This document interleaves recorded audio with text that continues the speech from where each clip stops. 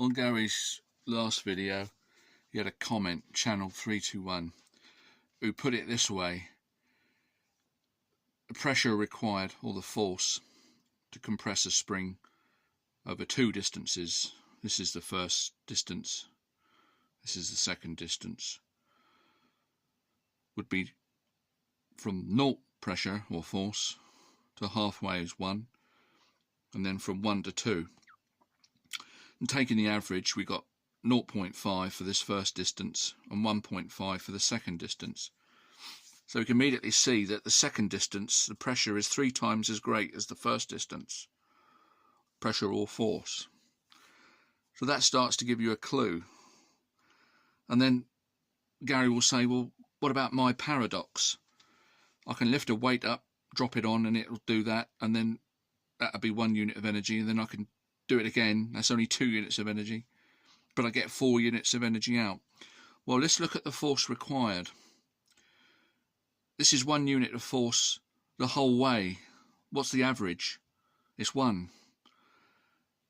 So for the first compression, we're not putting in 0.5 pressure or force, we're putting in 1, because we have to lift that force up the whole way. Of course, that's not the whole story. Gary likes to ignore the fact that there's a distance involved, and he says, well, it's just a force.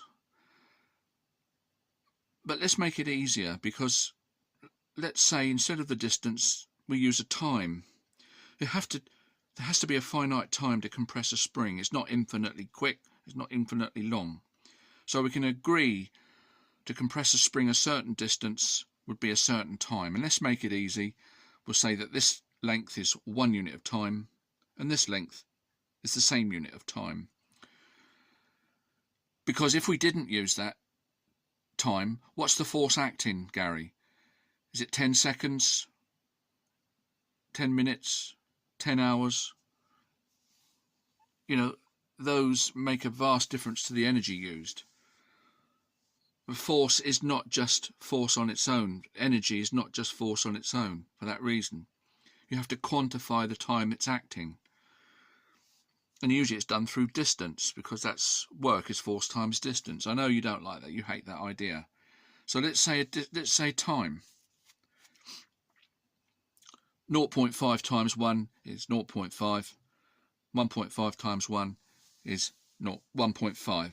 So we get the answer of 2 units of energy when we add them together for the whole compression. Now let's do the same now with your idea.